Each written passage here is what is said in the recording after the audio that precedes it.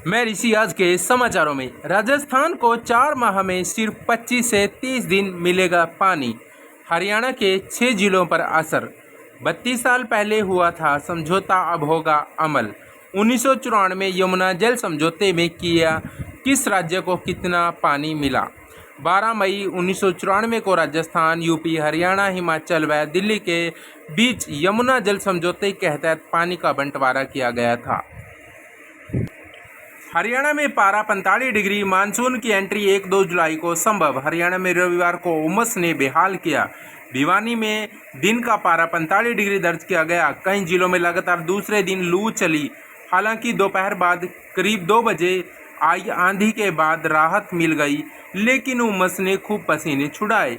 भिवानी, पुंडरी व रतिया में हल्की बारिश भी हुई। अगले 2 दिन बारिश व बूंदाबांदी हो सकती है। इससे तापमान में 4 डिग्री तक की गिरावट हो सकती है। सीईटी ग्रुप डी के लिए 6.60 लाख अभ्यर्थियों ने कराया पंजीकरण।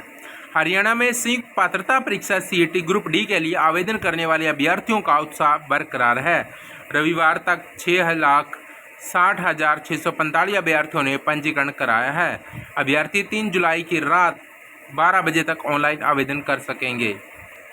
नायब तहसीलदार भर्ती का रिजल्ट चौथी बार संशोधित। एक चयन रद्द। उच्च शिक्षा प्रतिशत वाली योग्यता के अंक नहीं जोड़ने पर हुआ था विवाद। ग्रुप ए और ग्रुप बी की भर्तियां करने वाले हरियाणा लोक सेवा आयोग ने 2015 की नायब तहसीलदार भर्ती का चौथी बार संशोधित परिणाम जारी किया है। इससे उन अभ्यर्थियों को नौकरी से बाहर होना पड़ा जो पहले परिणाम में नंबर आने के बाद ज्वाइनिंग भी कर चुके हैं। यह बदलाव पंजाब हरियाणा हाई कोर्ट के आदेश के बाद हुआ है। बिजली उपभोक्ताओं पर मार। 47 पैसे प्रति यूनिट का सरचार्ज जारी रहेगा। अप्रैल 2023 में प्रति यूनिट 47 पैसे शुरू हुआ था। अतिरिक्त सरचार्ज 200 यूनिट से कम खपत वालों को दी गई छूट है। आयोग के चेयरमैन की कार्यशैली से आयोग के लोग हुए दुखी। आयोग के चेयरमैन की जो कार्यशैली है उससे अब आयोग के लोग ही सबसे ज़्यादा दुखी हैं।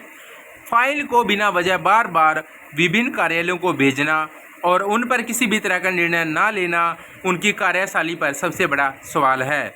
यही नहीं, आपने किए गए कामों का भी ठिकरा आयोग या किसी अधिकारी पर फोड़ देना, जिससे न केवल आयोग के कर्मचारियों में नाराजगी है बल्कि सरकार भी इससे खुश नहीं है। अब 15 अगस्त 2026 तक जॉब सिक्योरिटी अवश्य मिल जानी चाहिए। गलियारे में पूछा जा रहा है कि वह कौन सा व्यक्ति है जो मुख्यमंत्री नायब सिंह सैनी सरकार के फैसले लागू नहीं होने दे रहा है या लागू नहीं कर रहा। विधानसभा चुनाव से ठीक पहले मुख्यमंत्री चुनाव नायब सिंह सैनी सरकार ने मंत्रिमंडल में 5 साल की अस्थायी सेवा पूरी करने वाले कर्मचारियों को जॉब सिक्योरिटी देने के अध्यादेश को मंजूरी दी थी। कॉलेजों में दाखिले के लिए 3 बार बढ़ी आवेदन की तिथि, फिर भी आवेदन कम। पिछले वर्ष भी 5 बार बढ़ाई गई थी आवेदन की तिथि। उच्चतर शिक्षा विभाग ने स्नातक कोर्स में पहले 27 मई से 31 मई तक ऑनलाइन आवेदन मांगे थे। संशोधित प्रवेश कार्यक्रम के अनुसार 2 जुलाई को आवेदकों की सूची होगी जारी। आधार से लेकर पासपोर्ट तक 1 जुलाई से होने जा रहे कई बदलाव। अब 1 जुलाई से 31 दिसंबर तक बिना शुल्क के आधार के साथ ईमेल आईडी कर सकेंगे अपडेट। नए निर्देश से देश भर के लाखों पेंशन भोगियों, खासकर वरिष्ठ नागरिकों को बड़ी राहत। बिना नोटिस पेंशन खाते से रकम नहीं काट सकेंगे बैंक कर्मचारी। भारतीय रिजर्व बैंक ने बैंकों को स्पष्ट कर दिया कि वे अब किसी भी सरकारी पेंशनभोगी खाते से अतिरिक्त भुगतान की राशि बिना पूर्व सूचना के नहीं काट सकेंगे। दिल्ली में 18 साल की आयु वाले भी शिक्षक बन सकेंगे।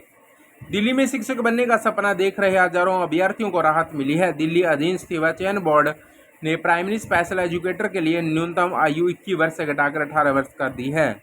आयु के नियमों में मिली इस तरह की छूट से राहत के चलते अब ये अभ्यर्थी आवेदन कर सकेंगे जो न्यूनतम आयु की वर्ष निर्धारित होने के कारण पात्रता से बाहर हो गए थे। सीएम की हरी झंडी। 250 सरकारी स्कूल होंगे हाईटेक। पहली कक्षा में इंग्लिश मीडियम पढ़ाई। हरियाणा के मुख्यमंत्री नायब सिंह सैनी ने प्रदेश के 250 सरकारी स्कूलों पर मुख्यमंत्री excellence and early English school की मोहर लगा दी है। अब ये स्कूल हाईटेक भी होंगे और अच्छा बजट देकर व्यवस्था भी सुधारी जाएगी। साप्ताहिक अवकाश के बदले छुट्टी देने का कानून। हर कर्मचारी को सप्ताह में 1 दिन स्वैतनिक अवकाश का अधिकार है। राज्य में कर्मचारियों को सप्ताह में कम से कम एक दिन यानी 24 घंटे का स्वैधानिक साप्ताहिक अवकाश का अधिकार है। यह अधिकार राज्य के और केंद्र श्रम कानूनों में शामिल है। शिकायत मजबूत करने के लिए कंपनी द्वारा अवकाश न दिए जाने के लिखित या डिजिटल प्रमाण जैसे कि ईमेल संदेश, उपस्थिति रजिस्ट्री, ID कार्ड और वेतन पर्ची अवश्य सुरक्षित रखनी चाहिए। नायब तहसीलदार भर्ती का रिजल्ट चौथी बार संशोधित, एक चयन रद्द। उच्च शिक्षा प्रतिशत वाली योग्यता के अंक नहीं जोड़ने पर हुआ था विवाद। ग्रुप ए और ग्रुप बी की भर्तियां करने वाले हरियाणा लोक सेवा आयोग ने 2015 की नायब तहसीलदार भर्ती का चौथी बार संशोधित परिणाम जारी कर दिया है। फरीदाबाद क्रिकेट स्टेडियम कुरुक्षेत्र में साइकिलिंग ट्रैक समेत 9 प्रोजेक्ट अधर में। रिपोर्ट में खुलासा 2 से 7 साल बाद भी अधूरी है 467 करोड़ की परियोजनाएं।